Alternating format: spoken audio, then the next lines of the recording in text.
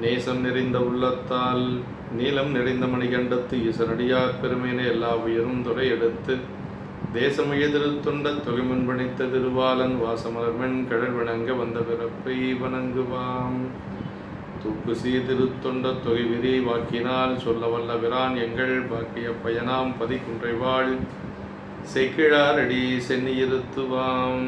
கையிலாய வரம் வரையில் சிவஞான போத நெறி காட்டும் வெண்ணை பயில்வாய்மை மெய்கண்டான் சந்ததிக்கோர் மெய்ஞான பானுவாகி குயிலாரும் பொழில் திரு ஆவடுதுறைவாள் குரு நமச்சிவாய தேவன் சயிலாதி மரபுடையோன் திருமரபு நீடுபடி தழைகமாதோ.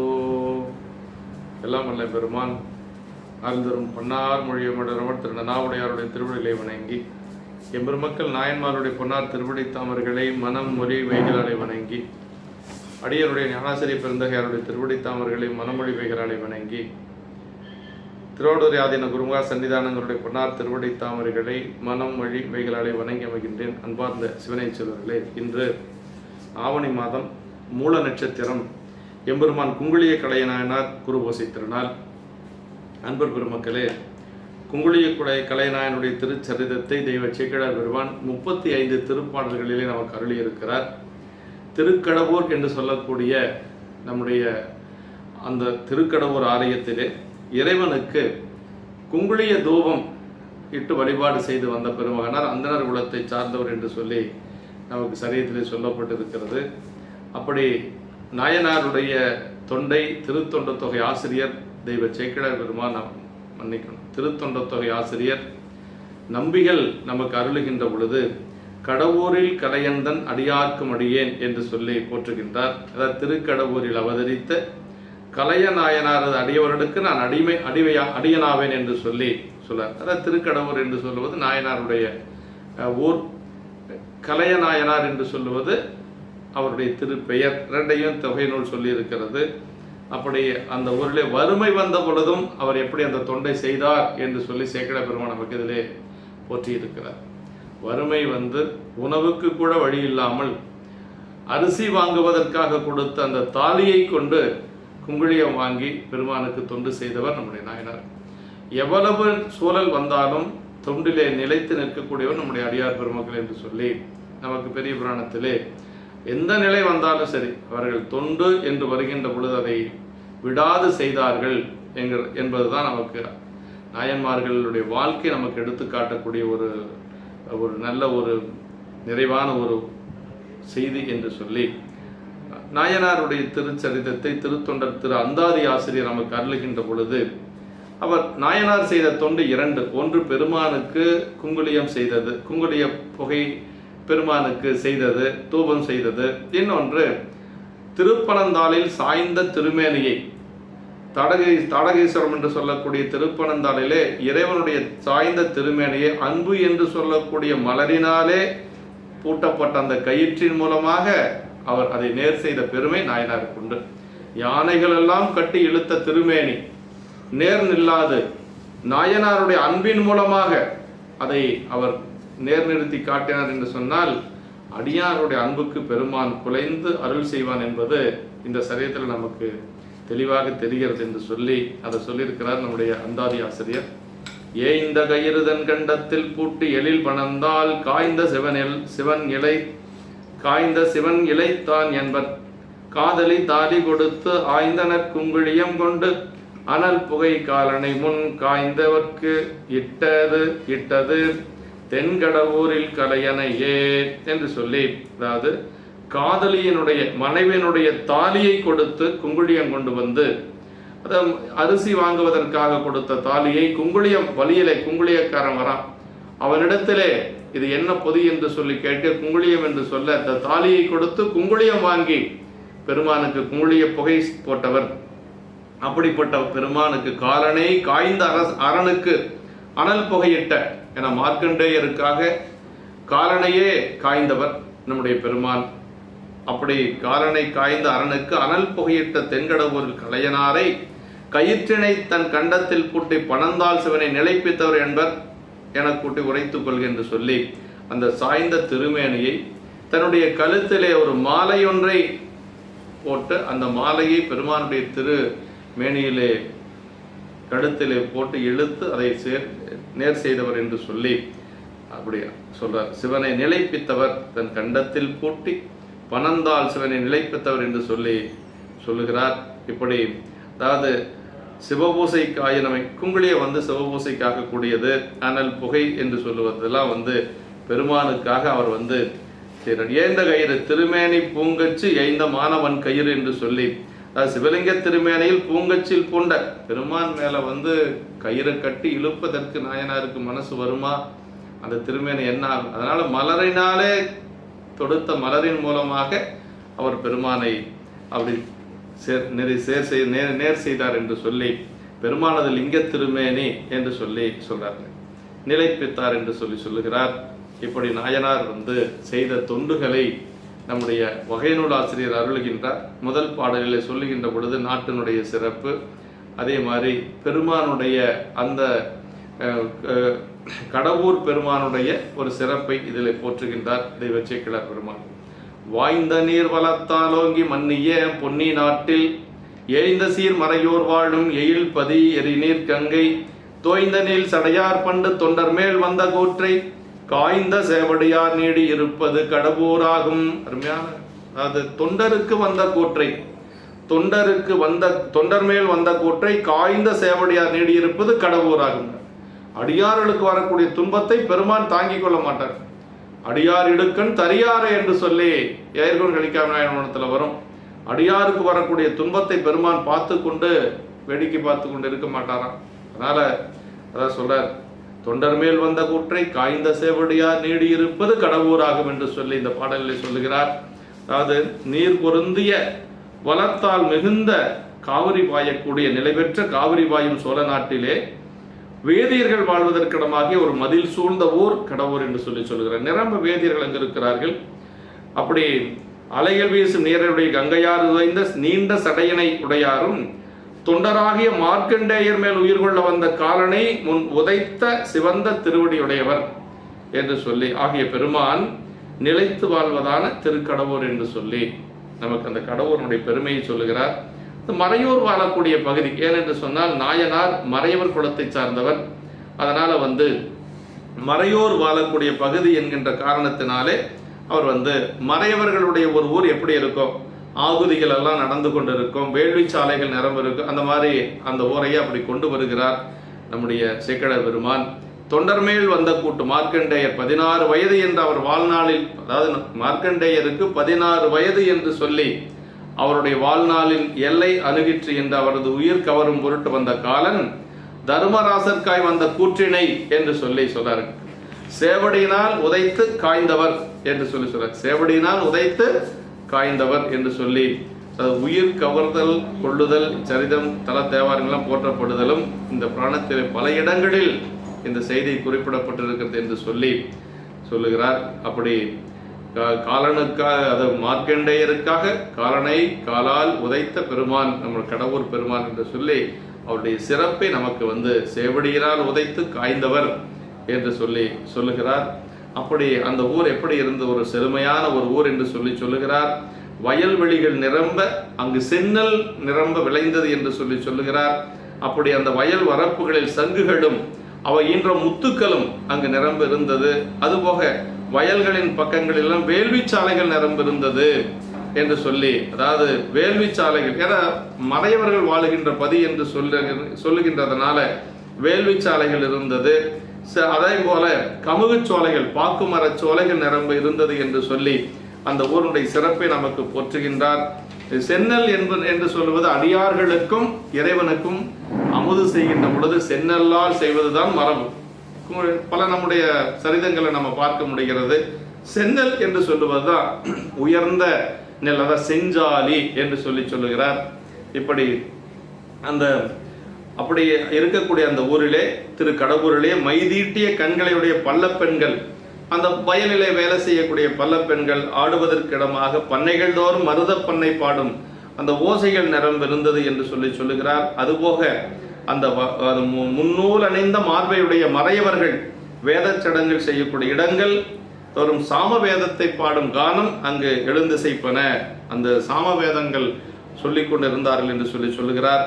அப்படி இருக்கக்கூடிய அந்த ஊர், அதாவது மறையவர்கள் இருந்தால் மறையவருக்கு தகுந்த மாதிரி அந்த செயல்களை எல்லாம் நம்முடைய சேக்கிழ பெருமான் போற்றி வருவார். துங்கனில் மறுப்பின் மேதி படிந்து வால் சொரிந்த வாவி செங்கையல் பாய்ந்து வாச கமலமும் தீம்பால் நாரும் மங்குதோய் மாடச்சாலை மருங்கரை ஒதுங்கும் அஞ்சும் அங்கவை பொழிந்த நேரும் ஆகுதி புகைப்பால் நாரும் என்று சொல்லி, அதாவது நீண்ட கொம்புகளுடைய அந்த எருமைகள் தோய்ந்து பால் சொரிந்த பொய்கைகளில் அந்த செங்கையல் பாய்தலால் அந்நீர் செறித்த மனமுடைய தாமரைகளும் தீம்பாலின் வாசமுடையனவாகும். அங்க இருக்கக்கூடிய அந்த பொய்கை குளங்கள் எல்லாம் தாமரை மலர்கள் நிரம்ப பூத்திருக்கிறது. அந்த எருமைகள் எல்லாம் அந்த அந்த பொய்களில் படுத்து இருக்கின்ற பொழுது அந்த பாலும் அதிலே கலந்திருக்குதான். அதனால அந்த பொய்கை ஒரு மனமுடையதாக இருந்தது என்று சொல்லுகிறார். உயர்ந்த மாடங்களுடைய வேள்வி சாலைகளின் பக்கத்தில் சிறிது ஒதுங்கும் மேகங்களும் அங்கு அவை பொழிந்த நீரும், வேள்வி சாலைகள் நிரம்பிருந்திருக்கிறது. அதே போல அங்கு மேகங்கள் அந்த தவழ்ந்து கொண்டு சென்றது என்று சொல்லி நமக்கு இந்த ஊரினுடைய ஒரு சிறப்பை சொல்லுகிறார். அப்படிப்பட்ட அந்த ஊரிலே அவதரித்தவர் நம்முடைய நாயனார். அப்படிப்பட்ட நாயனார் அங்கு ஒரு ஒழுக்க மிகுந்தவராக, நல்ல ஒரு நெறியிலே நின்றவராக, பெருமானுக்கு தொண்டு செய்யக்கூடிய வகையிலே அந்த ஊரிலே வாழ்ந்து வருகிறார் என்று சொல்லி இந்த பாட்டை சொல்றார். மருவிய திருவின் மிக்க வலம்பதி அதனில் வாழ்வார் அருமறை முன்னூல் மார்பில் அந்தனர் கலையர் என்பார் பெருநதி அணியும் பேணி பிரான்களல் பேணி நாளும் உருகிய அன்பு கூர்ந்த சிந்தையார் ஒழுக்கம் மிக்கார். அப்படியே மருவிய திருவின் மிக்கார் அப்படின்னா நாயனார் எப்படின்னா பொருந்திய திருவினாலே மிகுந்த வரத்தையுடைய அந்த பதியில் வாழ்வாராகிய அரிய மறைவிதிப்படி பூணூல் அணிந்த மார்பினுடைய அந்தனர். அதாவது மறை விதிப்படி வேத விதிப்படி பூணூல் அணிந்த மார்பியுடைய அந்தனராக இருக்கக்கூடிய கலையர் என்று சொல்லப்படுபவர் கங்கையினை அணையும் சடையனையுடைய சிவபெருமானுடைய திருவடிகளை எப்படி போற்றி தினமும் உருகிய அன்புமிக்க அந்த மனத்தை உடையவரும் சைவொழுக்க மிகுந்தவரும் ஆவார் என்று சொல்லி தினசரி எப்படின்னா பிரான்களல் பேணினாலும் அப்படின்னு, அதாவது பெருமானுக்கு எப்படி அன்பு செய்யணும்னா தினசரி வழிபாடு செய்யணுங்க. ஆமா, பொன்னடியே பரவினாலும் பூவோடு நீர் சுமக்கும் நின்னடியார் இடர்களையாய் நெடுங்கலம் மேயவனே. ஒரு நாளைக்கு 2 நாளைக்கு வழிபாடு செய்யறதில்ல, பொன்னடியே பரவினாலும் என்று சொல்லுகிறார். இடையரா அன்புனக்கு என் ஊடகத்தை நின்றுருக தந்தருளியம் உடையானே. மணிவாசக பெருமான் சொல்றார், இடையரா அன்பு என்று சொன்னா எப்பொழுதும் பெருமானுடைய அன்பு, பெருமானிடத்திலே திருவடியிலே அன்பு எப்பொழுது இருக்கும், அதுதான் நிலைத்த அன்பு என்று சொல்லுவது. அப்படி நாயனார் பிரான்களல் பேணினாலும் உருகிய அன்பு கூர்ந்த சிந்தையராய் ஒழுக்கமிக்கார். அது ரொம்ப முக்கியம். சைவோலுக்கத்திலே இருந்து பணி செய்வது ரொம்ப சிறப்பு. அப்படி சைவோலுக்க மிகுந்தவராக இருந்தவர் நம்முடைய நாயனார் என்று சொல்லுகிறார். இது நாயனார் கலையர் என்று சொல்லுவது அவருடைய பெயர். ஆமா, கலையன் என்று சொல்லுவது குடத்தை பற்றி சொல்லுவது என்று சொல்லி அது கலையர், உங்களுடைய கலையர் என்று சொல்லி நாயனாருடைய திருப்பெயர் என்று சொல்லி ஒழுக்கத்தால் மிகுந்தவர் என்பது. இந்த ஒழுக்கம் என்பது வேதங்களில் கூறப்பட்ட தர்மம் சர சத்தியம் வத என்று சொல்லி வேதத்தில் சொல்லப்பட்டிருக்கு. தர்மத்தை செய், சத்தியத்தை பேசு என்று சொல்லி தர்மத்தில் சொன்ன விதிப்படி சிவ ஆகமங்களில் விதித்த அந்த நெறிப்படி வாழ்ந்தவர் நம்முடைய நாயனார் என்று சொல்லுகிறார் என்று சொல்லி, அடுத்தது அவர் பாலனாகிய மறையவர்.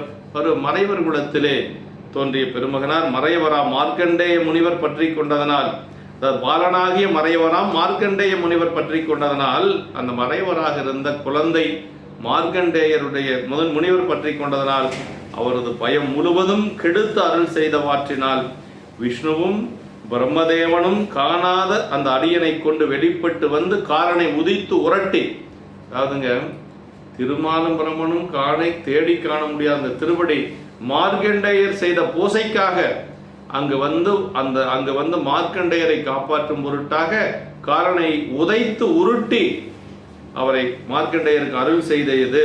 அது மட்டுமல்ல, காரனை உதைத்து உருட்டி உயிர் போக்கிய அமிர்தகடேஸ்வராகிய சிவபெருமானுக்கு மனமிக்க அந்த குங்குளிய தூபத்தை மிகவும் நிறைந்து வீசும்படியாக இடுகின்ற திருப்பணி என்று சொல்லி செய்தார் என்று சொல்றார். அப்படின்னா அந்த மார்க்கண்டேயருக்காக காலனை காய்ந்தது. அதனாலதான் இங்க இருக்கக்கூடிய எல்லாரும் போய் 60, 70 என்று சொல்லி அகவைகள் அங்கு செய்யறதுக்கு என்ன காரணம்னா, அங்கு சென்றால் மரண பயம் இல்லை.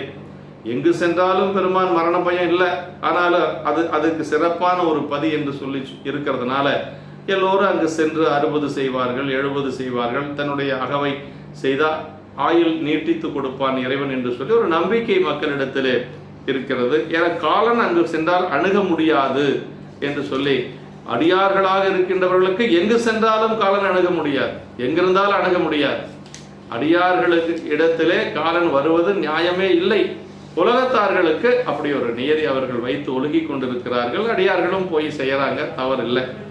காணா வடிவு கொண்டு எதிரே வந்து என்று சொல்லி அப்படி திருமாலும் பிரமனும் காண முடியாத பெருமான் ஒரு வடிவம் கொண்டு வந்து இங்கு அந்த மார்க்கண்டேயருக்காக காலனை காய்ந்தார் என்று சொல்லி சொல்றார்.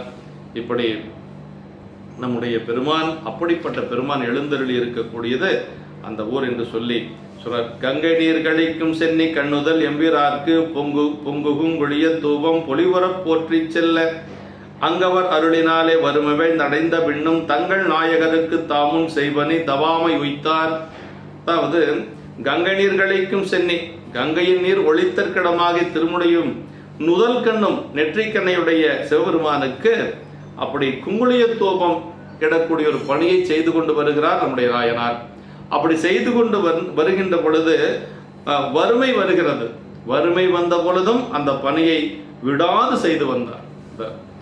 இளையான்குடி மாரநாயகர் மனத்தில் ஒரு இடம் வரும். செல்வம் மேவிய நாளிலே செயல் செய்வதன்றியும் அல்லல் நல்குறவான போதிலும் அல்லல் என்று அறிவிக்கவே என்று சொல்வார். ஏன் சாமி வந்தார் அப்படின்னா, செல்வம் இருக்கின்ற பொழுதுதான் என்னுடைய அடியார் பணி செய்வார்கள் என்று நினைக்காதீங்க, அது இல்லாத பொழுதும் பணி செய்வார்கள் என்பதை காட்ட வேண்டும் என்பதற்காக பெருமான் அங்கு நாயனாருடைய இல்லத்துக்கு வந்தார் என்று சொல்லி சொல்வார். அது மாதிரி வறுமை வந்து அடைந்த பின்னும் தங்கள் நாயகருக்கு தாமும் செய்பனி தவாமை வைத்தார். அப்படின்னா வலுவாது முன்பு போலவே தவறுதல் இல்லாது அந்த பணியை செய்து வந்தார் என்று சொல்லி நமக்கு அதாவது ஒரு தொண்டு செய்கின்ற பொழுது அடியார்களுக்கு வறுமையாக துன்பம் வரச் செய்தலும் அருளாமோ எனின் இது உண்மை நிலை அறியாதார் வினாவே யாம் என்னை என்று சொல்லி சொல்றார். அப்படின்னா அடியார்களுக்கு வறுமை வராது, வறுமை பதம் புக உண்ணினார் தில்லை மன்னினார் என்று சொல்லி இளையான்குடி நாயகர் குணத்துல வறுமைன்னு சொல்லல சேகர வரும் வறுமை பதம் அப்படிங்கிறார். அப்படின்னா வறுமை போன்ற ஒரு நிலை, அவ்வளவுதான். ஆனா வறுமை இல்லை. ஏன்னா மீண்டும் அவர் செல்வத்துக்கு வரப்போ குபேரனுக்கு மேல அதிகாரியா போக போறார். அதனால அந்த சரியத்துல அப்படி சொல்வார் என்று சொல்லி சொல்றார். இப்படி ஒழுகி வருகின்ற காலத்தில் வறுமை ரொம்ப அவருக்கு வீட்டில் உணவுக்கே வழி இல்லாமல் அவர்கள் எல்லாம் வருந்தி கொண்டிருக்கிறார்கள். அப்படி வருந்தி கொண்டிருக்கின்ற பொழுது அம்மா என்ன செய்யறாங்க அப்படின்னா, வேற வழி இல்லை, குழந்தைகள் பட்டினியோடு இருக்கிறாங்க, தானும் உணவு இல்லாமல் இருக்கிறதுனால அம்மா என்ன செய்யறாங்கன்னா, அதாவது சுற்றத்தாரையும் பார்த்து காதலுடைய மனைவியார் தம் கணவராகிய களையனாரது கையில் குற்றமில்லாத மங்கள நூல் தாலியை கொடுத்து இதற்கு நெல் வாங்கி வாரும் என்று சொன்னார். அதாவது எந்த நேரத்திலையும் பெண்கள் மாங்கல்யத்தை கொடுக்க மாட்டாங்க. ஆனா வேறு வழி இல்லை. அதனால வறுமையினுடைய ஒரு தாண்டவம், அங்கு வறுமை என்று சொன்னாலும் கூட அது வறுமைன்னு சொல்லக்கூடாது, அடியார்களுக்கு வரக்கூடியது வறுமை பதம் அப்படின்னு சொல்லி அந்த இளையான்குடி மாரநாயகர் சொல்லுவார். அது மாதிரி வேறு வழி இல்லாத மனைவியினுடைய கடமை என்ன, இல்லத்தில் இருக்கக்கூடியவர்களுக்கு சரியான நேரத்தில் உணவு கொடுக்கணும், அவர்களுடைய பசியை போக்குவது அப்படிங்கிறது ஒரு இல்லாருடைய கடமை. அதனால் அம்மா என்ன செஞ்சாங்கன்னா, தன்னுடைய அந்த தாலியை கலற்றி கொடுத்து நெல் வாங்கி வரும் என்று சொல்லி நெல் வாங்கி வர சொல்லி அனுப்புகிறார். அப்படி செல்லுகின்ற பொழுது அவர் அப்படியே நெல் வாங்கிறதுக்கு தான் போறாரு. ஒருத்தன் எதுக்காக அப்படி வர்றான், அவன் ஒரு பெரிய குங்குளிய பொதி, ஒரு மூட்டை நிறைய குங்குளியம் கொண்டு வருகின்ற பொழுது இந்த பொதி என்ன என்று சொல்லி அவர் கேட்கிறார். அப்படி கேட்கின்ற பொழுது அவன் சொல்றான், அதாவது குங்குளியம் அப்படின்னு சொல்லி சொன்ன உடனே அவர் நினைக்கிறாராம், ஆஹா இந்த குங்குளியத்தை வாங்கிட்டு போனோம்னா பெருமானுக்கு முப்புரியாகிய மூன்றும் நினைந்த மாறனுடைய அவர் முக மலர்ச்சியோடு அப்படி அவருக்கு மலர்ச்சி, பசியெல்லாம் போயிடுச்சு. வீட்டில் இருக்கக்கூடிய குழந்தைகள் அம்மா எல்லாம் சுற்றத்தாரெல்லாம் பசியோடு இருப்பாங்கிறதெல்லாம் மறந்து போச்சு. குங்குளியத்தை பார்த்த உடனே அவருக்கு 6 செஞ்சடை மேல் வைத்த அங்கனர் பூசைக்கேற்ற, பாருங்க கங்கையை தலைமையில வச்சிருக்கக்கூடிய பெருமானுடைய பூசைக்கேற்ற 6 செஞ்சடை மேல் வைத்த அங்கனர் பூசைக்கேற்ற 4 குங்குளியம் ஈதே நான் இன்று பெற்றேன், நல்ல பேரு மற்றிதன் மேல் உண்டோ, பெறப்பேறு பெற்று வைத்து வேறினை கொள்வதென் என்று உரைத்தலும் விருப்பின் மிக்கார் என்று சொல்லி, இதுக்கு மேல எனக்கு என்ன பேரு வேணும். அப்படியே சென்று கொண்டிருக்கிறார். கையில தாலி இருக்குது, தங்கம் இருக்குது. குங்குளியத்தை பார்த்த உடனே அவருக்கு அரிசி வாங்கணும் நெல் வாங்கணுங்கிறதெல்லாம் இல்லை. இப்போ என்னாச்சு, குங்குளிய சாமிக்கு அதை கங்கையை தலையில் சுமந்து இருக்கக்கூடிய பெருமானுக்கு குங்குளியாக வைக்கிறதுக்கு ஒரு வாய்ப்பு கிடைச்சிருக்குது. இதை விட வேறு இனி கொள்வது என் என்று உரைத்தெழும் விருப்பின் மிக்கார் என்று சொல்லி அப்படி உடனே அவர் அவங்ககிட்ட குங்குளியக்காரங்கிட்ட பேசுறார். நாயனார், நான் உமக்கு பொன்னை தர நீரின் குங்குளியத்தை தாரும் என்று கலையர் சொல்ல, வணிகனும் தேவரீர் எதனை கொடுக்க இசைந்தீர் என்றான். கலையர் தாலியை ஈந்தனர். அதை என்ன கொடுக்குறீங்க அப்படின்னு சொல்லி அவன் கேட்கிறான். தாலியை கொடுத்த உடனே அப்போதே அவன் அதனை வாங்கி கொண்டு அந்த பொதியை கொடுத்தான். அவன் அவனுக்கு வியாபாரமானா சரி, தாலியா இருந்த என்னவா இருந்தாலும் அது தங்கம். அதனால அவன் அதை பெற்றுக்கொண்ட கலையர் சிறிதும் நில்லாமல் பெருமகிழ்ச்சியோடு நேர கோயிலுக்கு போறாரு. வேறு இனி கொள்வதன் அவர் மனசு பாருங்க, குங்குளியத்தை பார்த்த உடனே பெருமானுடைய பூசைக்கு குங்குளியம் கிடைச்சிருக்குது. இதனால இதுக்கு மேல என்ன இருக்கு? அதாவது பெரும்புலர் காலை மூழ்கி பித்தருக்கு பத்தராகி அரும்புடு மலர்கள் கொண்டு ஆங்கு ஆர்வத்தை உள்ளே வைத்து விரும்பினல் விளக்கு தூபம் விதியினால் இடவல்லாருக்கு கரும்பினில் கட்டி போல்வார் கடவுர் வீரட்டனாரே. அப்பர் சாமி இந்த தேவாரத்துல தான் சொல்றார், கடவுர் தேவாரத்துல சொல்றார். தூபம்ங்கிறது அங்க வருது பாருங்க. கலையநாயனாரை நினைக்கிறார், அங்க கலையநாயனார் நினைவுக்கு வர்றாரு. அதான் தூபம் விதியினால் இடவல்லாருக்கு கரும்பினில் கட்டி போல்வார். அப்படி செய்யறவங்களுக்கு பெருமான் கரும்புல எப்படி இனிப்பு சுவை இருக்குது அது மாதிரி இருந்து நமக்கு இன்பத்தை கொடுப்பானா சாமி. இதெல்லாம் செய்யக்கூடியவர்களுக்கு என்று சொல்லி அப்படி அப்பர் சாமியுடைய மெய்த்திருவாக்கின்படி மிடியும் பசியும் கவலையும் முதலிய துன்பங்களை எல்லாம் கலைந்து எல்லாம் போயிடுச்சு. பூசையின் இன்பமே கரும்பின் கட்டி போல ஊறுகின்றதனை இங்கு கண்டுகொள்க என்று சொல்ல பூசையினுடைய இன்பம் தான் கரும்பு கட்டி போல அடியார்களுக்கு. வேற என்ன அதை விட பெரிய சுவை என்ன இருக்கு? ஆசையுடம்பால் இனி அடையும் பயன், இனி அடையும் இன்பம் என்னே என்று சொல்லி நம்முடைய சேரமான் பெருமான் நாயனார் பூசைக்கே பெருமான் சிலம்பொலி கொடுக்கல.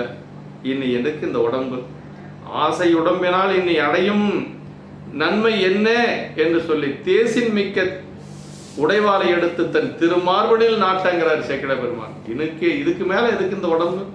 அப்படியே அந்த ஒளி மிகுந்த தன்னுடைய வாளை எடுத்து தன்னுடைய மார்பிலை நாட்டுகின்றார். அப்படி நாட்ட முற்படுகின்ற பொழுது பெருமான் திருச்சிலம்போசை கொடுத்தார் என்று சொல்லி சேரமான் பெருமான் நாயனார் பணத்தில் வரும். அதனால பெரியவர்கள் எப்பொழுதும் இறைவனுக்கு தொண்டு செய்வதைத்தான் அவர்கள் பெரும் பேராக கருதினார்கள் என்று சொல்லி பல இடங்கள்ல பார்க்க முடியுது. என்ன சொல்றாருன்னா சேக்கிழ பெருமான், இப்போ அவர் கோயில்ல குங்குளியம் போட்டிருக்கிறார், வீட்டுல வறுமை, அவரும் பசியோடு இருக்கிறார். அப்படி அவர் அங்க குங்குளியம் போட்டு கொண்டு இருக்கின்ற பொழுது பெருமான் என்ன செஞ்சானா பாருங்க, இறைவனுடைய பெரும் கருணை பாருங்க. மேலிருந்து குபேரனை வாப்பா கீழே அப்படின்னு சொல்லி அழைத்து குபேரனிடத்திலே சொல்லி, நாயனாருடைய இல்லத்துல முழுக்க செல்வமா இருக்கும், நீ என்ன பண்ணுவியே தெரியாது. நாயனாருடைய குங்குளிய கலைநாயனுடைய இல்லத்துல என்றைக்கு அழியாத செல்வத்தை கொடுக்கணும். ஏன் அப்படி சொன்னார் அப்படின்னா, பின்னாடி 2 பெரியவங்க வேற வர போறாங்க. யாரு? ஞானசம்பந்த பெருமானும் நாவுக்கரசரும். பொருட்சமய முதல் சைவ நெறி தான் பெற்ற புண்ணிய கண்ணிரண்டு, அந்த 2 கண்ணும் ஒன்னா வரப்போகுது. எங்கேயாவது தனித்தனியா தான் போவாங்க, இங்க ஒன்னா வராங்க. அதனால அவங்களுக்கும் பின்னாடி நிதி வேணும் இல்லையா? அவங்களுக்கு அமுது செய்யற, அவங்க தனியாவா வருவாங்க, கூட்டத்தோட வருவாங்க, திருக்கூட்டத்தோட வருவாங்க. அப்படி வருகின்ற பொழுது அவங்களுக்கும் வேணுமா? தான் சொல்றார் இந்த பாட்டு. அருமையான திருப்பாடல். அன்பர் அங்கு இருப்ப, நம்ம பெருமானுடைய வேலையை செஞ்சோம்னா சாமி நம்ம வேலையை செஞ்சுக்குவார். அது பாட்டுக்கு அது எப்படியும் நடக்கும், யாராவது ஒருத்தர் மூலமா நடக்கும். அதனால நம்ம ஒன்றும் கவலைப்படணுங்கிற அவசியம் இல்லை. சாமி சாமின்னு இவன் தெரியறான், அடியார் அடியார்னு தெரியறான் அப்படின்னா சாமி பார்த்துக்குவார். அந்த நம்பிக்கை நமக்கு இருந்தா போதும். அதான் சொல்றார், அன்பர் அங்கிருப்ப நம்பர் அருளினால் அழகை வேந்தன் தன் பெரு நிதியந்தூத்து தரணி மேல் நெருங்க எங்கும் பொன்பயில் குவையும் நெல்லும் பொருவில் பல் வளனும் பொங்க மண்பெரும் செல்வமாக்கி வைத்த நன்மனையில் நீட. அருமையான இடம். அதாவது இவர் அங்க பணி செய்து கொண்டிருக்கிறார். திருவிரட்டானத்துல குங்குளியம் போட்டு அப்படியே மனமகிழ்ச்சியோடு இருக்கிறார். கரும்பினில் கட்டி போல்வார் அப்படின்னு அவ்வளவு இன்பத்தோடு இருக்கிறார். கரும்புல எப்படி இனிப்பு சுவை இருக்கு, அது மாதிரி ஒரு உள்ளத்துல அப்படி இனிமையா அங்கு பணி செய்து கொண்டிருக்கிறார். பெருமான் என்ன செஞ்சான்னா, தன்னுடைய குபேரனை கீழே அனுப்பி பெரும் நிதியத்தை பூமியில் நெருங்கும்படியாக கொண்டு வந்து, இதுவரைக்கும் கொண்டு வராத ஒரு பெரிய செல்வத்தை அந்த பூமிக்கு கொண்டு வரானா குபேரன். சங்க நிதி பதவ நிதி 2ம் தந்து இல்லையா, 2 நிதி அவங்ககிட்ட தான் இருக்கு. அப்படியே கொண்டு வந்து அவர் திருமணையில் எவ்விடத்தும் நீடி இருக்கும்படி, எங்க பார்த்தாலும் பொன், எங்க பார்த்தாலும் வெள்ளி, எங்க பார்த்தாலும் உணவுப் பொருள்கள். ஏன்னா உணவுப் பொருள் வேணும் இல்ல, தங்கத்தை வெள்ளி வச்சு என்ன செய்ய முடியும்?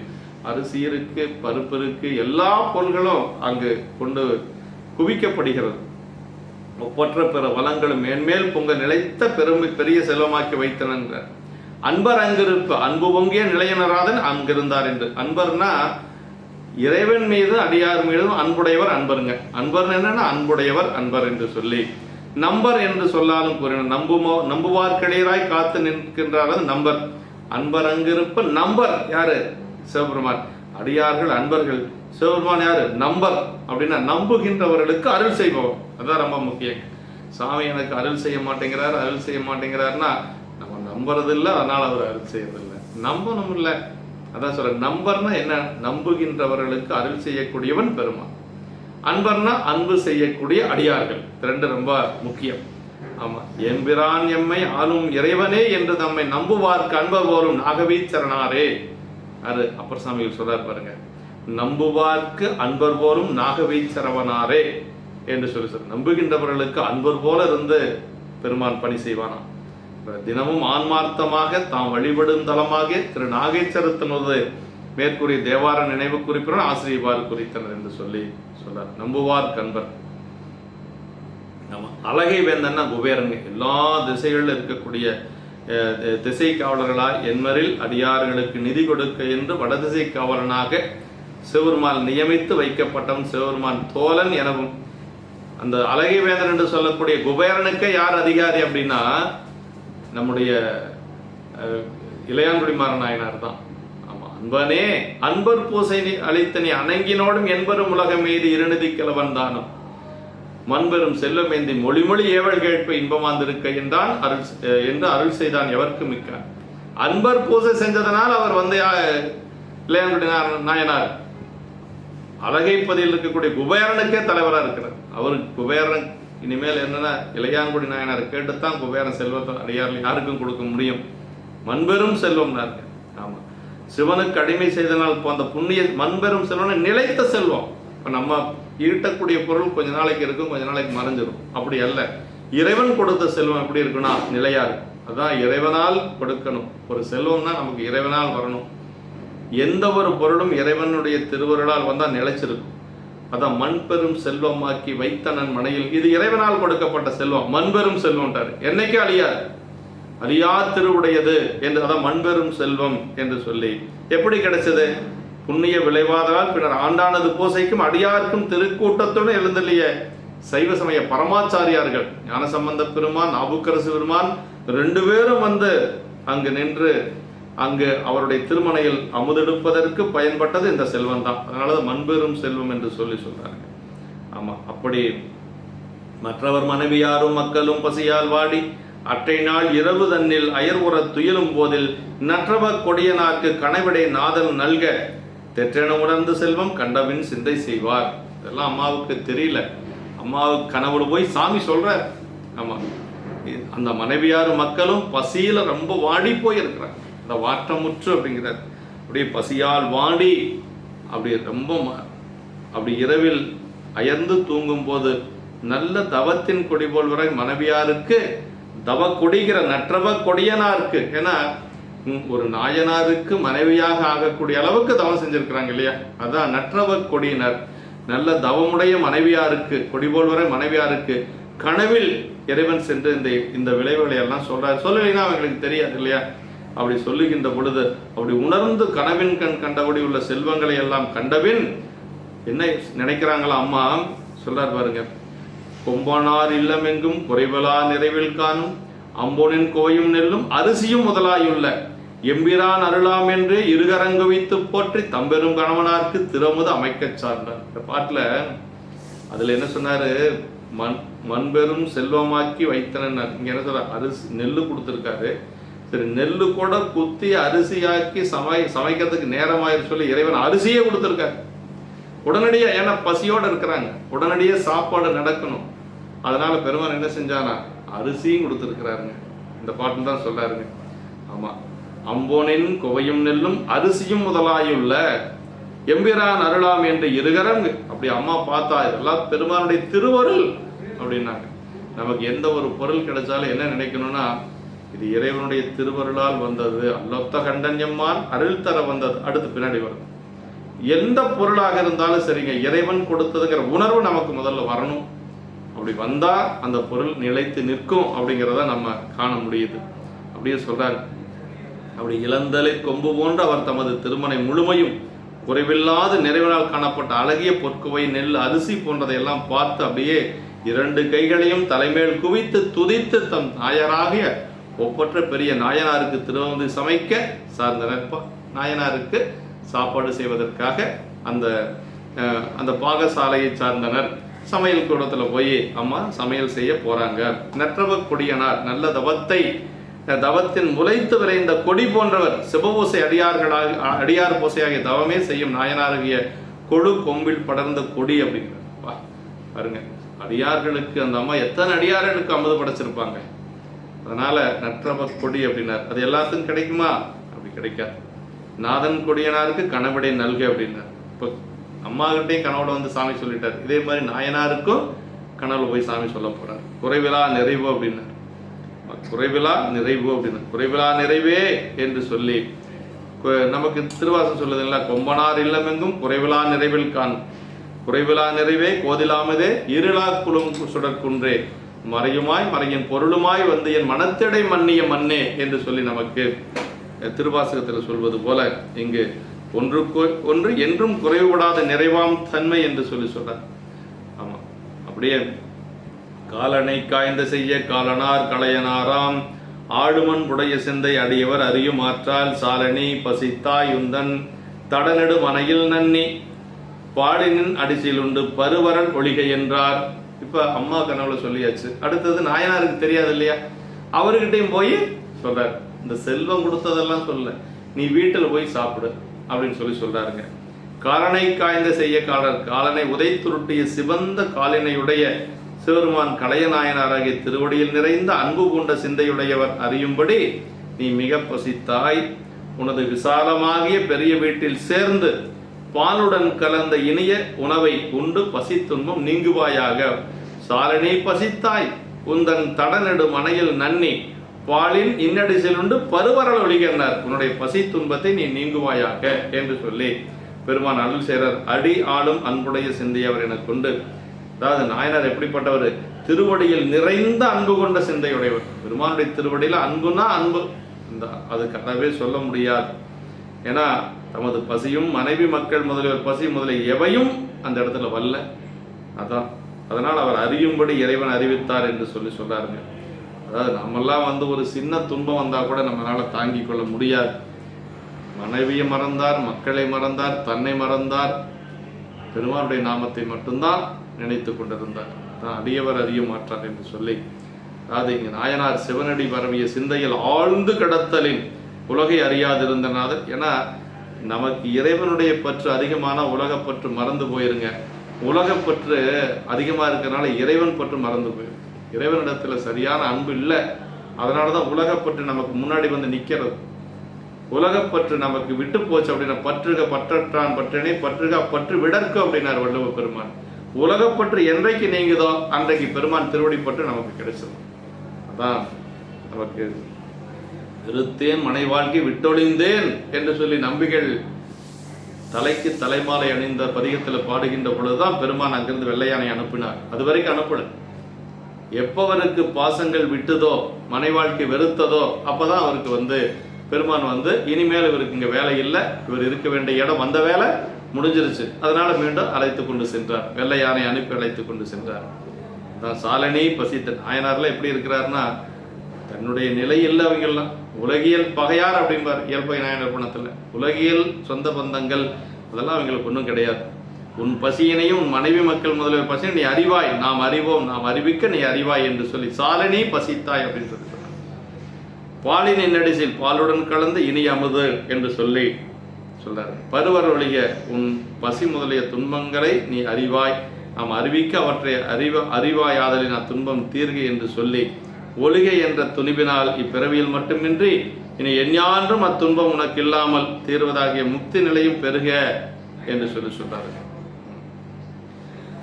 அப்படி இறைவர் கூறி அதை கேட்டு நாயனார் அப்படியே கைகள் கூப்பி வணங்கி கங்கை ஆற்றை சூடிய சிரத்தினை பெருமான திருவருளனை மறுத்து மனையில் போகாது கோயிலில் தங்கி இருக்க அஞ்சியவராகி, பெருமான் சொல்லியாச்சு போகாது இருக்க முடியுமா? அதனால என்ன செய்யறாருன்னா, இறைவன் சொல்லி அந்த பணியை சிறமேற்கொண்டு சங்கரனாரது திருக்கோயில் என்று வந்து மலை போன்ற மாடங்கள் நிறைந்த அந்த திருவீதியில் சேர்ந்து தன்னுடைய திருமனைக்கு சென்று சேருகிறார். அப்படி போய் பார்த்தா இல்லம் முழுக்க செல்வமா இருக்கு. இப்பதான் நாயனார் வீட்டுக்கு போறார், இரவு நேரம் ஆயிருக்கும் இல்லைங்களா? அப்படி வீட்டுக்கு செல்லுகின்ற பொழுது அங்கு பார்த்தா எங்க பார்த்தாலும் செல்வமா இருக்கு. அதான் பார்த்து கேட்கிறார், அம்மா கிட்ட கேட்கிறார், இல்லத்தில் சென்று உட்கார் இருநிதி குவைகள் ஆர்ந்த செல்வத்தை கண்டு நின்று திருமனையாரை நோக்கி வில்லொத்த நுதலாய்ந்த விளைவலாம் என்கொள் என்ன அள்ளொத்த கண்டன் எம்மான் அருள் தர வந்ததென்றார். எந்த பொருள் கிடைச்சாலும் சரிங்க, நம்ம என்ன நினைக்கணும்னா இது அள்ளொத்த கண்டன் எம்மான் அருள் தர வந்த. ஒரு காரு பெருமான் கொடுத்தது, ஒரு வீடு பெருமான் கொடுத்தது, நமக்கு கிடைக்கக்கூடிய செல்வங்கள் பெருமான் கொடுத்தது, எல்லாம் பெருமான் கொடுத்தது. அல்லொத்த கண்டன்யம்மான் அருள் தர வந்தது என்றார். அதுக்கு மேல நமக்கு ஒரு வாசகமே தேவையில்லை. அதுதான் ரொம்ப முக்கியமானது. அல்லொத்த கண்டன்யம்மான் அருள் தர வந்தது. நாயனார் நமது திருமணையில் சென்று உள்ளே புகுந்து அந்த நிதி குவைகளோடு ஏனைய செல்வங்களை எல்லாம் கண்டு நின்று மனைவியாரை நோக்கி கேட்கிறார், வில் போன்ற நெற்றியுடைய பெண்ணே, இந்த விளைவுகள் எல்லாம் வந்தவாறு என்னே? நாயனார் கேட்கிறார், இதெல்லாம் எப்படிமா வந்தது அப்படின்னு சொல்லி மனைவி இடத்துல கேட்கிற அம்மா சொல்றாங்க பாருங்க, அதுதான் அந்த பெண் ஒரு இல்லறத்தினுடைய மனைவியினுடைய பக்குவம் அதுதானுங்க. அவங்க என்ன சொன்னாங்க, நீங்க குங்குளியை வாங்கிட்டு வரேன்னு சொல்லிட்டு போய் நீங்க அரிசி வாங்கிட்டு வர நெல் வாங்கிட்டு வரேன்னு சொல்லிட்டு போய் குங்குளியத்தை வாங்கிட்டு வந்துட்டீங்களே, நல்லா சொல்லல. அல்லொத்த கண்டன்யம்மான் அருள் தர வந்தது. பாருங்க, பெருமானுடைய திருவருள், அதாவது திருநீலகண்டத்தையுடைய பெருமானுடைய அந்த கரிய இருள் போன்ற திருநீலகண்டன எம்பெருமான் அருள் தர செல்வம் வந்தது. வேற ஒன்றும் இல்லை, சாமியினுடைய திருவருளால் வந்தது. அதுதான் நமக்கு வேணுங்க. அதான் சொல்றார் திருமனையார் அப்படின்னு அந்த இடத்துல. அம்மா இறைவனது திருவருளை முன்னர் பெற்று விளங்கினார் என்றும் அவரது கற்பின் பெருமையும் அவர் தந்த தாலியின் சிறப்புமே சரித விளைவுக்கு காரணமாகி, அதான் ரொம்ப முக்கியங்க. அவர் தந்த திருத்தாலை மீட்டும் அவரது கழுத்தில் பொருந்தி பிரகாசித்தது என்பது பாருங்க. அந்த தாலி மீண்டும் அம்மா கழுத்துல விழுந்துதான் பாருங்களேன்.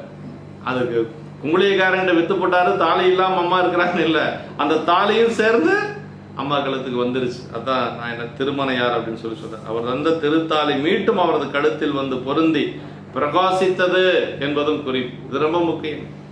தாலி இல்லையே அப்படின்ட்டு இல்லை, தாலியும் அம்மா கழுத்துக்கு வந்துருச்சு. தேவ மாதர்கள் தாலி இழக்காமல் காத்த நீலகண்டனே, என் தாலியை நான் நீக்காமல் காத்தவன் என்பது குறிப்பு என்று சொல்ல. அல்லொத்த கண்டன் எம்மான் அருள் தர வந்தது அப்படின்னு அம்மா அந்த உரைப்பு. எம்மான்னா யாவர்க்கும் தலைவன் ஆதலின் தன்னை அடைந்தோர்களது துன்பம் சகிக்கலாற்றாது விரைந்து அருள் செய்வான் என்று சொன்னார். அதை நமக்கு அருள் செய்தனன். நந்தம்மையாருடையான் தன்னில் பிரிவில்லா எங்கோமான் அன்பர்க்கு முன்னி அவள் நமக்கு முன்சுரக்கும் என்னருளே அப்படின்னார்.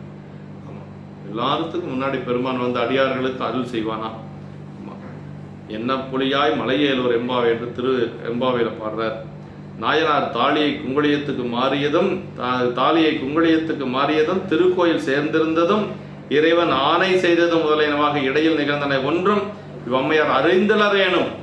அதெல்லாம் தெரியாது அம்மாவுக்கு. குங்குளியத்தை, அதாவது தாலியை வித்து குங்குளியை வாங்கினதெல்லாம் தெரியாது. அவர் அங்க கோயில் இருந்து சாமி அவர்கிட்ட போய் சொன்னதெல்லாம் தெரியாது. அப்படி இருந்தாலும் கூட இந்த மாதிரி சொல்றாங்க அப்படின்னா அதான் பக்குவம்.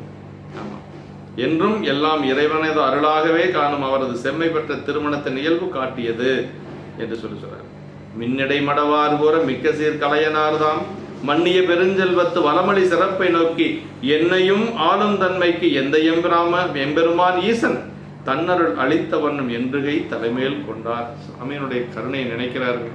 அவர் செய்த அருளை நினைத்து அவருடைய கண்களில் நீர் மலை பொழிகிறது. அப்படி கையை மேல தூக்கி சொல்றாரு, மின் போன்ற இடையுடைய மடவாராகி அம்மையார் இவ்வாறு சொல்ல சிறப்பு மிக்க கலைஞ நிலை பெற்ற பெருஞ்செல்வங்களை அந்த வளத்தை நோக்கி என்னையும் ஆட்கொண்டு அருளுகின்ற என்னையும் ஆளுந்தன்மைக்கு எந்த எம்பெருமான் ஈசன் அப்படி என்னையும் ஆட்கொண்டிருக்கின்ற தன்மைக்கு எந்தையும் எம்பெருமானும் ஈசனுமாகிய சிவபெருமானது திருவருள் இருந்த வண்ணம் தான் என்னே, பெருமானுடைய திருவருள் இருந்த வண்ணம் தான் என்னே என்று கைகளை தலைமேல் கொண்டு துதித்தார்.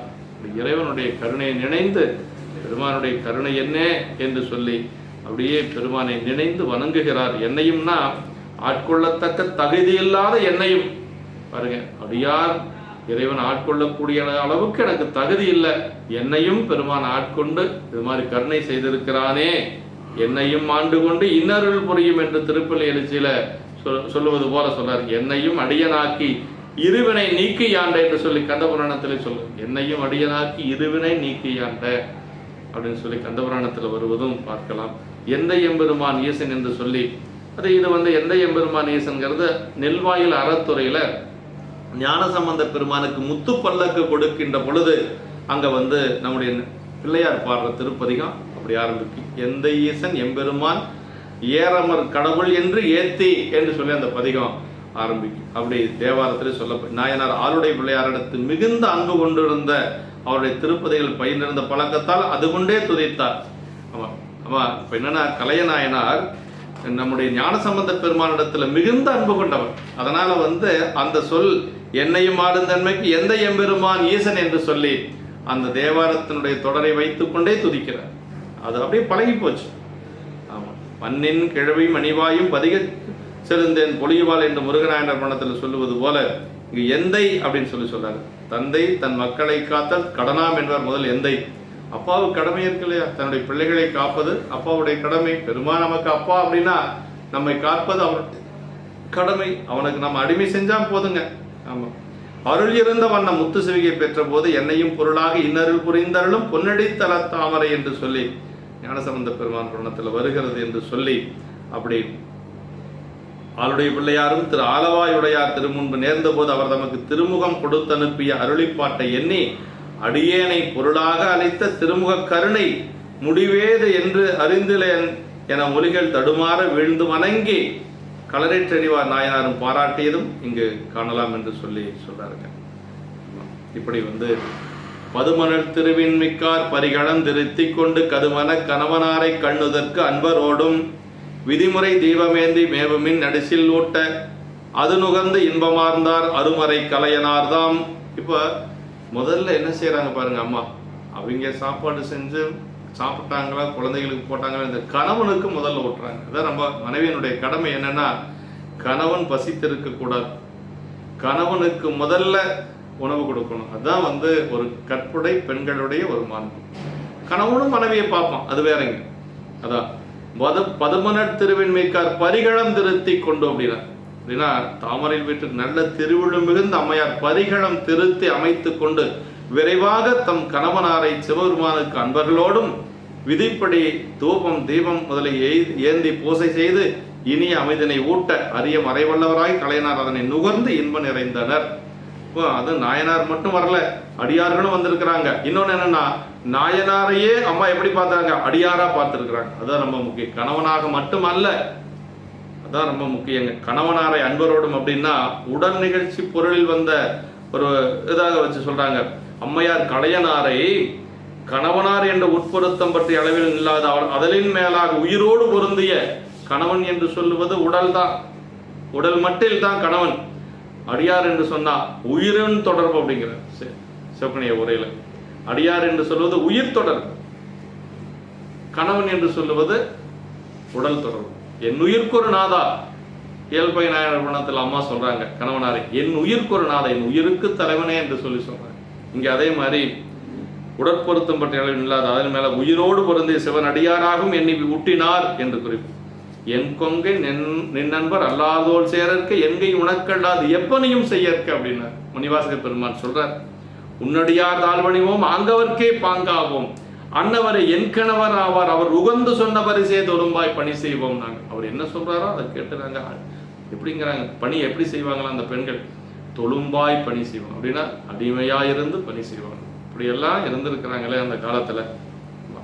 திருவெம்பாவை சொல்லுது அப்படி. அப்படி அம்மா கணவனாக மட்டும் பார்க்கல, எப்படி பார்த்தாங்க, அடியாராகவும் பார்த்திருக்கிறாங்க. கண்ணுதற்கு அன்பர் அப்படின்னார். அன்பரோடும் என்று சொல்லி தனியுண்ணாது சிவனடியாரோடு இருந்து உடனுண்ணுதல் வேண்டும் என்ற உண்மை. இங்கு நமக்கு தனியுண்ண ஒண்ணாது, ஈசனடியார் பாங்கு நின்றாரை அடையும். நல்ல அடியார்கள் தனியா சாப்பிட மாட்டாங்க, யாராவது ஒருத்தர் கூட சாப்பிடணும்.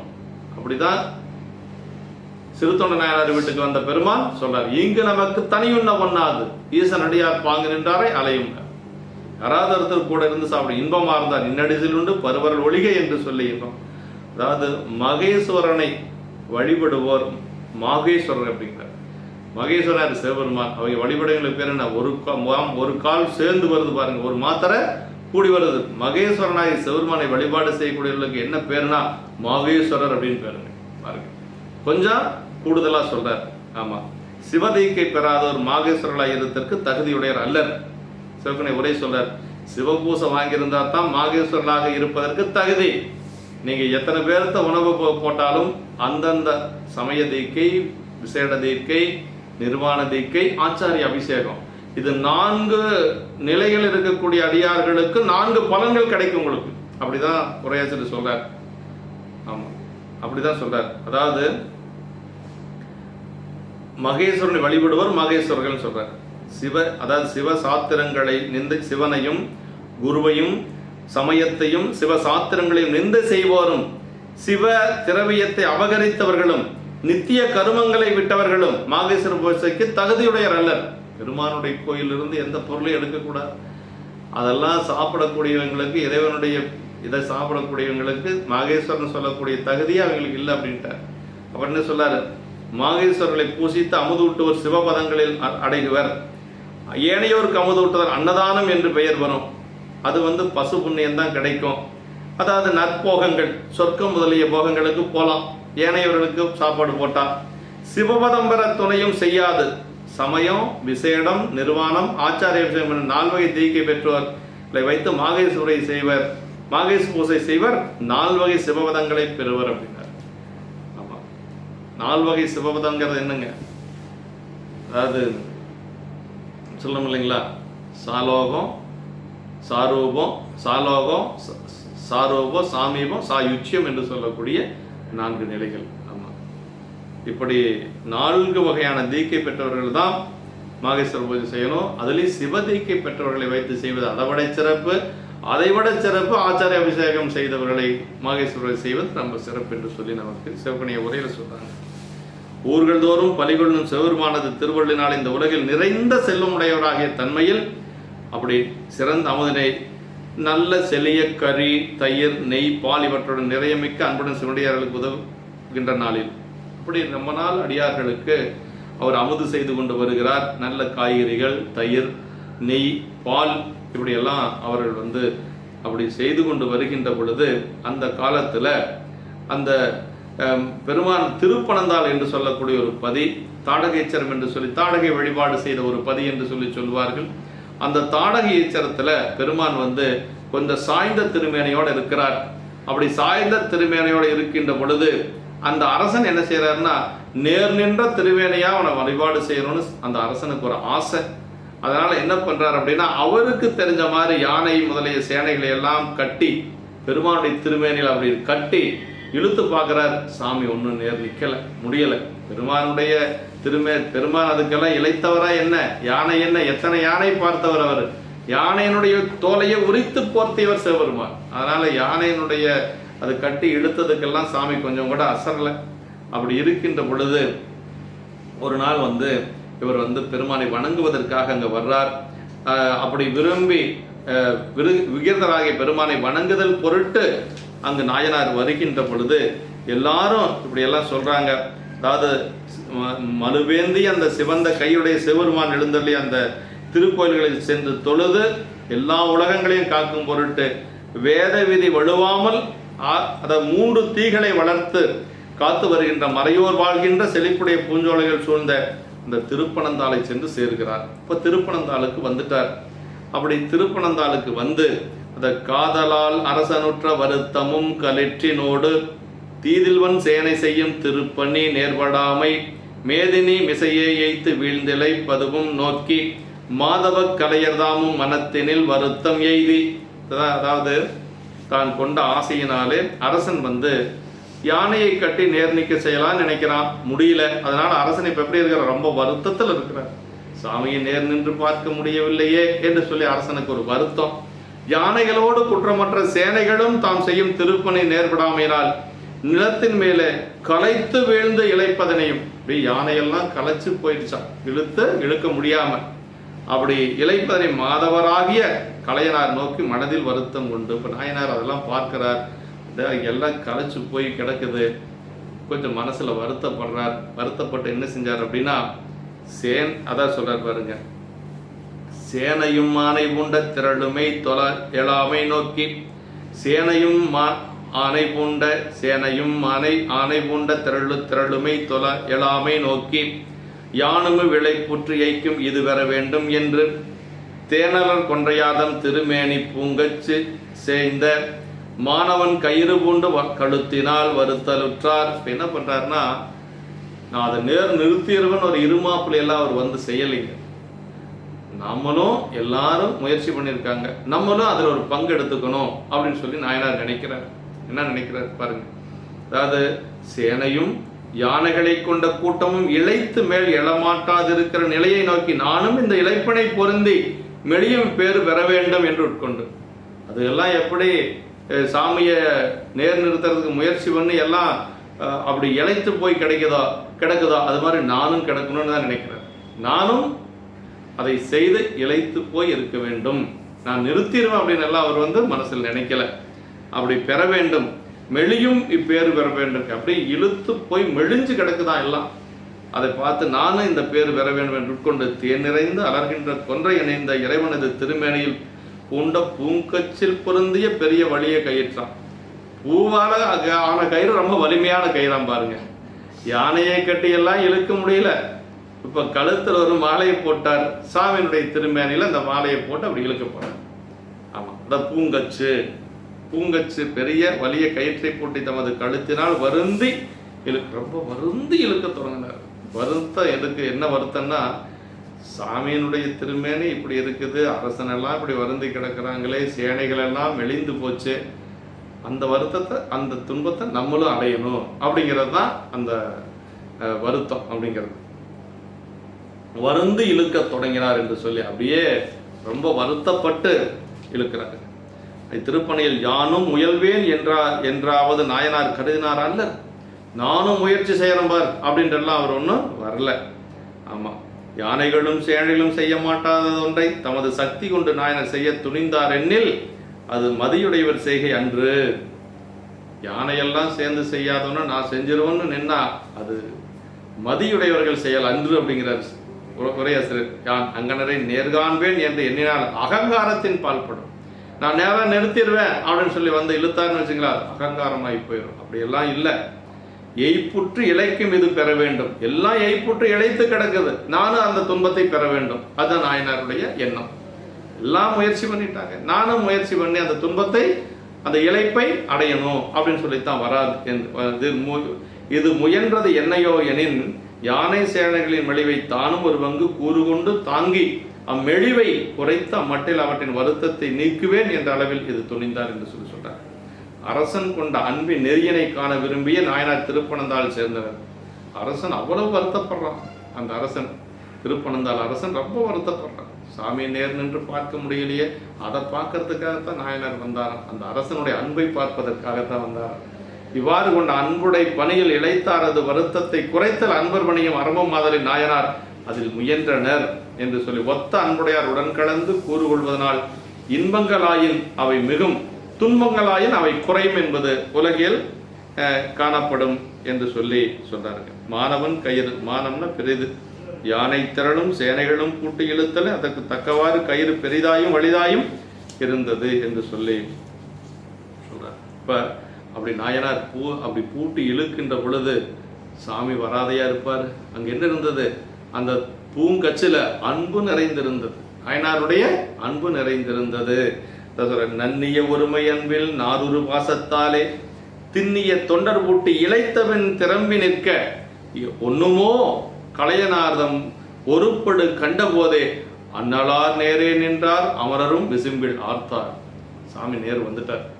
அந்த பூ மாலையை போட்டு இழுத்ததுலேயே சாமி நேர் வந்துட்டார். அங்க என்ன இருந்ததுன்னா சொல்ற நன்னிய ஒருமை அன்பினால் உரு பாசத்தாலே, அன்பினார் உரு பாசத்தாலே என்று சொல்றாரு. அதாவது ஒருமை பொருந்தி அன்பாகிய நாரினாலே என்ற கயிற்றினாலே, அதாவது அன்பு என்று சொல்லக்கூடிய ஒரு கயிறு தான் அங்க போட்டார். அவர் போட்டது மாலைன்னு சொல்லக்கூடாது, அதோட என்ன அந்த கயிற்றுக்கு பேர அன்பு என்று சொல்லக்கூடிய கயிறுங்க. அன்புனாரா அஞ்செடுத்து நெஞ்சு தொடுக்கனர். நம்முடைய சங்கிலி நாச்சியார் எப்படி மலர் தொடுத்தாங்க அப்படிங்கறத சேக்கிழார் பெருமான் சொல்றாங்க. வெளியில மலர் தொடுத்திருந்தாங்க, உள்ளுக்குள்ள ஒரு மலர் தொடுத்தாங்களாம். அன்பையே நாராக கொண்டு அஞ்செழுத்தை மலராக தொடுத்தார் என்று சொல்லி சேக்கிழார் பெருமான் சொல்றார். அங்க மலர் தொடுத்தது அஞ்செழுத்து எதிலினா அன்பு என்று சொல்லக்கூடிய நாரின் மூலமாக. அன்பு நாரா அஞ்செழுத்து நெஞ்சு தொடுக்க அலர் தொடுத்தே அப்படின்னு சொல்லி சொன்னார். அது மாதிரி இங்க நாயனார் என்ன செஞ்சிருக்கிறார் அப்படின்னா, அன்பாகிய நாரினால் என்ற கயிற்றினாலே திண்மையுடைய தொண்டர் பூட்டு இலைப்படைந்த பின்னரும் அக்கருத்துக்கு மாறுபட்டு முன்போல சாய்ந்து நிற்க இறைவருக்கு முடியுமோ அப்படின்னா முடியாதுன்னு அர்த்தங்க. ஆமா, ஒண்ணுமோ இழைத்தவன் திறம்பி நிற்க ஒண்ணுமோ, இதுக்கு மேலே அவர் சாய்ந்து நிற்பாரா என்று சொல்லி கலையனாரது மனத்தில் எழுந்த ஒருமைப்பாட்டினை கண்ட அப்பொழுதே பெருமையுடைய பிராணார் நேரே நின்றனர். அப்படி நாயனாருடைய அந்த ஒருமைப்பாட்டை பார்க்கிறார். ஒன்று இருந்து நினைமென்கள் உந்தமக்கு ஊனமில்லை அப்படின்னார் அப்பர் சாமி. பெருமானுடைய வழிபாட்டில் என்ன வேணும்னா இந்த ஒருமித்த அன்பு தான் வேணுங்க. இப்ப நாயனார்கிட்ட இருக்குது, அதை பார்க்கிறாரு சாமி. அப்படியே அந்த பெருமையுடைய பிராணார் நேரே நின்றனர். அந்த சாய்ந்த திருமேனி இப்ப நேர் நின்னாச்சு. அப்படி நேர் நின்ற பொழுது தேவர்கள் எல்லாம் மேல இருந்து மகிழ்ச்சியினாலே ஆரவாரித்து அப்படியே எல்லோரும் அங்கு ஆரவாரிக்கிறார்கள் என்று சொல்கிறார். அப்படி விண்வையில் புறங்கள் வேத வைதீக தேரின் மேறு தின்சிலை குனிய நின்றார் செந்நிலை காண செய்தீர் மண்பகிர்ந்து அவனும் காணா மலரடி இரண்டும் யாரே பண்புடை அடியாரல்லால் பரிந்து நேர் காணவல்லார். அடியாரை தவிர யாராலும் செய்ய முடியும் அப்படிங்கிறாருங்க. அது என்ன சொல்லாருன்னதுல, விண்ணில் பறக்கின்ற முப்புறங்களும் வேகும்படி அந்த வேதப்புறைவு உண்ட தேரில் மேருமலையை வில்லாக வளைத்து நின்ற சடையப்பருடைய நேர் நிற்கும் நிலையினை அடியேன் தரிசிக்கும்படி செய்து அருளினீர். மண்ணை பிளந்து சென்ற திருமாலும் தேடி காண முடியாத பெருமானுடைய மலர் போன்ற திருவடிகள் இரண்டினையும் பண்புமிக்க அடியவர்கள் அல்லது வேறு யாவரே அன்பினார் நேர்காண வல்லர் என்று சொல்லி அப்படியே அரசன் மெய்த்தொண்டராகிய நாயனாரை பார்த்து அப்படி சொல்றார், அன்புமிக்க அடியார்கள் தான் இதை செய்ய முடியும், வேற யாரும் செய்ய முடியாது என்று சொல்றாருங்க. என்ன சொல்றாரு பாரு, அதாவது பண்புடை அடியார் அல்லால் பரிந்து நேர் காணவல்லார் என்று சொல்லி போற்றுகின்றார். அப்படி போற்றுகின்ற பொழுது அந்த மெய்த்தொண்டராகிய நாயனாரை துதித்து அத்தலத்தில் இறைவருக்கு பொருந்திய திருப்பணிகள் பலவற்றையும் செய்து அந்த அரசன் தனது நகரத்துக்கு போயினான் என்று சொல்லி ஒப்பற்ற அன்பராகிய கலையனாரும் அம்பலத்தில் ஆடல் புரிகின்ற மலர் போன்ற பாதங்களை வாழ்த்தி அங்கு தங்கி கொஞ்ச நாள் அங்கு இருக்கிறார். அதற்கு பிறகு அங்கு ஞானசம்பந்த பெருமானும் நாவுக்கரசு பெருமானும் மீண்டும் அவர் இல்லத்துக்கு செல்லுகிறார். கொஞ்ச நாள் தங்கி அங்கு பணி செய்து கொண்டு இல்லத்துக்கு செல்லுகின்ற பொழுது அங்கு மீண்டும் பெருமான் வர்றாருங்க. ஞானசம்பந்த பெருமானும் காளி தலைவர் என்று சொல்லக்கூடிய நாவுக்கரசு பெருமானும் வர்றாங்க. அந்த அளவுக்கு இரண்டு பெருமக்களும் தன்னுடைய திருமணையில் ஒரே நேரத்தில் அமுது செய்யக்கூடிய அளவுக்கு அவர் தவம் செய்திருக்கிறார். அதான் பெரிய வேலைங்க. சிலபகள் கழிந்த பின்பு திருக்கட ஊரில் நன்னி நிலவுதம் பணியில் தங்கி நிகழநாள் நிகரில் காளி தலைவராம் பிள்ளையாரும் தாண்டக சதுரராகும் மலர்புகள் அரசும் கூட எழுந்து அருளக் கண்டு அப்படின்னா பாருங்க. தாண்டக சதுரர் அப்படின்னார். அவர் என்ன சொல்றாருங்க, பிள்ளையார சொல்லுகின்ற பொழுது நிகரில் காளி தலைவராம் பிள்ளையார் என்று சொல்றாருங்க. சில நாள் கழிந்து கடவுரில் சேர்ந்து நிலை பெற்று தொண்டுகள் எல்லாம் செய்து மீண்டும் கடவுர் செல்லுகிறார். திருப்பணியில் எப்பவும் போல அவர் செய்து வருகின்றார். ஒழுகி வருகின்ற காலத்திலே ஒப்பற்ற சீர்காழி தலைவராக ஆளுடைய பிள்ளையாரும் தாண்டக வேந்தராகிய அந்த நம்முடைய நாவுக்கரசு பெருமானும் ஒன்றாக அங்கு எழுந்தருளினார். இது இரண்டாவது யாத்திரையில வரக்கூடியதுங்க. ஆமா, நம்முடைய இரண்டாவது சந்திப்புல வரக்கூடியது. ஞானசம்பந்த பெருமானும் நாவுக்கரசு பெருமானும் 3 முறை சந்தித்துக் கொள்ளுகிறார்கள். அதுல முதல் சந்திப்பு சீர்காழி, இரண்டாவது சந்திப்பு திருப்புகழூர், மூன்றாவது சந்திப்பு திருப்பூந்துருத்தி.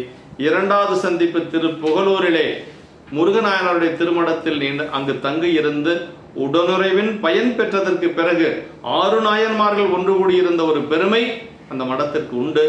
அப்படி உடனுறைவன் பயன் பெற்றதற்கு பின்பு யாத்திரையாக செல்லுகின்ற பொழுது அப்படியே நேராக திருவேலிமலை வருகின்றார்கள். வருகின்ற வழியிலே வழிபாடு செய்கின்ற பொழுது அந்த குங்குளிய கலைநாயனுடைய இல்லத்துக்கு செல்லுகிறார். திருக்கடவுர் சென்று பெருமானை வழிபாடு செய்து கொண்டு 2 பெருமக்களும் திருக்கூட்டங்களோடு செல்லுகிறார். அதுதான் இந்த யாத்திரையில வரக்கூடியது என்று சொல்லி, நிகரில் தலைவர் காளித்தலைவர் அப்படின்னா ஞானசம்பந்த பெருமானுக்கு நிகராக இன்னொருவரை சொல்ல முடியாது. தன்னிகரில்லா சிறப்புடையவர், பெருமையால் தம்மை ஒப்பார் என்று சொல்லக்கூடிய பெருமையுடையவர் நம்முடைய ஞானசம்பந்த பெருமான். அவர் பதிகம் பாடியது திருவிராகம், பல்பெயர் 10, திருஅழுகூற்றிருக்கை, திரு சக்கரமாற்று, ஈரடி, திரு யமகம் முதலிய திருப்பதிகங்கள். இப்படியெல்லாம் பல பதிகங்கள் பாடிய ஒரு பெருமை. அதாவது தன்னிகரில்லா காளித்தலைவர் என்று சொல்லுகிறார். அப்படி பிள்ளையாரை ஆளுடை பிள்ளையார், உலகுக்கெல்லாம் தந்தை தாயாகிய தோணிபுரேசர் பெரிய நாகி அம்மையார் இவர்களுக்கு பிள்ளையாராய் அருள்ஞானப்பால் ஊட்டப்பெற்ற வளர்ந்தமையால் ஆளுடைய பிள்ளையார் என்று சொல்லுகிறார். தாண்டக சதுரர்னா திருத்தாண்டகம் தமிழிலே பாடிய ஒரே ஒரு பெருமை நாவுக்கரசு பெருமானுக்கு உண்டு. திருத்தாண்டக சதுரர், தாண்டகத்தில் தனி வல்லமையுடையவர் என்று சொல்றார். ஒற்று நீக்கி, அதாவது ஒற்று எழுத்தை நீக்கி பார்த்தா ஒரு வரிக்கு 26 எழுத்துக்கள் ஒவ்வொரு அடியிலையும் வரணும். அப்படி வந்து அதுதான் தாண்டகம். அதுக்குன்னு ஒரு இலக்கணம் இருக்கு. அந்த சந்தமுடைய ஒரு தமிழ் பண் அந்த தாண்டகம் என்று சொல்லுவது. அப்படி தேவாரமல்லை மூவர் முதலிகளில் அரசுகள் ஒருவரை திருத்தாண்டகம் என்ற பண்ணுடைய தேவார பாக்கள் அருளியவர். நாவுக்கரசு பெருமான் மட்டும் தாண்டகம் பாடியிருக்கிறார். அதனால் அவருக்கு பேரு தாண்டக சதுரர் என்று சொல்லி பொருள். சதுரர்னா சதுரப்பாடு வல்லமையுடையவர் என்று சொல்லி அலர்புகழ் அரசு, எங்கும் பரவிய புகழையுடைய திருநாவுக்கரசு நாயனார். அவருடைய புகழ் 7 உலகத்திலையும் தெரியுமா. பொங்கு கடல் கண்மிதப்பில் போந்தேறும் அவர் உரிமை அங்கனார் உலகத்தில் அறியாதார் யார் உளரோ அப்படின்னார். அப்போது நாயனார் சொல்றார். ஆமா, அது இறைவனே சொல்றார். நாவுக்கரசருக்கு அங்கு பதிகம், முதல் பதிகம் அந்த கூற்றாயினவர் பதிகம் பாடி முடித்த உடனே சொல்ற பெருமான் சொல்ற, பாவுற்றால் செந்தமலின் பதிகத்தொடை பாடிய பான்மையிலால் நாவுக்கரசு என்னும் நல்ல நாமம் உலகு 7னும் நயப்புற மண்ணுக, 7 உலகத்திலே நிலைச்சிருக்கணுமா நாவுக்கரசு பெருமானுடைய பெருமை. அதுதான் அலர் புகழ் அரசு என்று சொல்லி நம்முடைய இந்த புராணத்துல சொல்றாருங்க. ஆமா, கூடாங்கெழுந்த 2 பேரும் ஒன்றாக சேர்ந்து வந்தது பெரிய சிறப்புங்க. பெரியோர்களது வருகை இவ்வாறு உபசரித்த கூறுதல் சைவ மரபு. பெரியோர்கள் கூடி செய்த யாத்திரை வழிச்செலவில் இவர்கள் ஒன்றாக செல்லாத அரசுகள் முன்னரும் அவரை பின்பற்றி பிள்ளையாரும் செல்லுதலும் தலங்களில் சேர்தலும் முறை. அதாவது ஞானசம்பந்த பெருமான் பல்லக்கிளை செல்லுவதனால முதல்ல அரசுகள் போவார், அதற்கு பிறகு பிள்ளையார் பல்லக்கில் போவார். இப்படிதான் அவங்களுடைய யாத்திரை இருந்தது. ஆயினும் இருவரும் தலங்களை கூடி தரிசித்து சென்றதனால் கூடாங்கிறது. தனித்தனியா வந்தாலும் தரிசித்து தலங்களை வழிபாடு செய்ய ஒன்றாக சென்று வழிபாடு செய்வார்கள் என்று சொல்லி சொன்னார். அப்படி 2 பெருமக்களும் அவருடைய இல்லத்திலே அமுதெடுத்தது ஒரு பெருமையான ஒரு செயல் என்று சொல்லி, அப்படிப்பட்ட நீண்ட நாட்கள் அந்த குங்குளிய பணியை செய்து கொண்டிருந்த நம்முடைய நாயனார் பெருமானுடைய இன்றைய அந்த நட்சத்திர திருநாளிலே இறைவனுடைய திருவடி அடைய பெற்றார் என்று சொல்லி இதில் சொல்றார். கருப்பு வில்லோனை கூற்றை காய்ந்தவர் கடவுர் மன்னி விருப்புறும் அன்பு மேன்மேல் மிக்கெழும் வேட்கை கூற ஒருப்படும் உள்ளத்தன்மை உண்மையால் தமக்கு நேர்ந்த திருப்பணி பலவும் செய்து சிவபத நிழலில் சேர்ந்தார். பெருமானுடைய திருவடி அடைஞ்சிட்டார். அப்படியே பணி செய்து கொண்டு கரும்பை வில்லாக உடைய மன்மதனையும் யமனையும் தண்டித்த பெருமான் எழுந்தருளி இருக்கும் திரு கடவுரிலே அப்படி கலையனானார் நிலையாக வாழ்ந்து விருப்பம் பொருந்திய அன்பு மேன்மேல் மிகுந்தெழுகின்ற அந்த ஆசையின் காரணமாக, ஆசை அப்படியே நாளுக்கு நாள் அதிகமாகிறது. பெருமானிடத்தில் அன்பு பணி செய்து கொண்டே இருக்கின்ற பொழுது அந்த அன்பு அதிகமாகுதுங்க. ஒருப்படும் உள்ளத்தன்மை, அதை வேட்கை கூற அப்படியே ஆசையோடு பணி செய்கிறார். உண்மையால் தமக்கு நேர்ந்த திருப்பணி பலவும் செய்து பல திருப்பணிகள் செய்து பெருமானுடைய திருவடி நிழலில் சேர்ந்தார் நாயனார் என்று சொல்லி நமக்கு சொல்லி இந்த பதியத்திலே எடுத்துக்காட்டி தமக்கு நேர்ந்த திருப்பணி பலவும். அவ்வாறு மிக்கெழுந்த ஆசைக்கு தக்கபடி அரண்பணிகளும் அடியார் பணிகளும் 2 செய்தவர் இந்த நாயனார். இறைவனுக்கு தொண்டு செய்திருக்கிறார், அடியார்களுக்கும் தொண்டு செய்திருக்கிறார். ஏன்னா சைவத்துல 2 பணியும் ரொம்ப முக்கியம். இறைவனுக்கும் தொண்டு செய்யணும், அவன் அடியார்களுக்கும் தொண்டு செய்யணும். அப்படி 2 பணியும் செய்தவர் இந்த நாயனார் என்று சொல்லி சொல்றார். அடியாருக்கு அமுதளித்தலோடு துணி அணி மணி பொன் முதலாக அவர் வேண்டுமனவற்றையும் அளித்தலும் அவர் ஏவின வழி நிற்றலும் பிறவும் அடியார் பணிகள் என்று சொல்லி சொல்றார்கள். ஆமா, அப்படி பதநிலையில் சேர்தல் அப்படின்னா சிவபத நிழலில் சேர்ந்தார். சிவபதமாவது சிவனது அருளின் நிறைவு, அதாவது அவன் அருள் சக்தி வியாபகம், பிறவி வெப்பத்தினின்றும் நீங்கி குளிர்விப்பதனால் இதனை அடிநிழல் என்பது மரபு என்று சொல்லி, பத நிழலில் சேர்தலாவது அருள் நிறைவுக்குள் அடங்கி நிற்றல், பிணிமேய்ந்திருந்த இருகால் குரம்பு இது நான் உடையது இது பிரிந்தால் தருவாய் எனக்கு உன் திருவடிக்கீழோர் தலைமறைவே என்று சொல்லி நாவுக்கரசு பெருமான் தன்னுடைய திருவிருத்தத்தில் பாடியிருக்கார். ஆமாம், இந்த உடம்பு பிரிஞ்சதுன்னா எங்கே இடம் வேணும்? என்னுடைய திருவடியில் ஒரு இடம் வேணும். எனக்கு உடம்பு பிரிஞ்ச நான் எங்கே போக முடியும்? அதனால் அதான் சொல்றார் பாருங்க, இருகால் பிணிமேய்த்திருந்த இருகால் குரம்பு இது நானுடையது இது பிரிந்தால் தருவாய் எனக்கு உன் திருவடி கீழோர் தலைமறைவே அப்படின்னார்.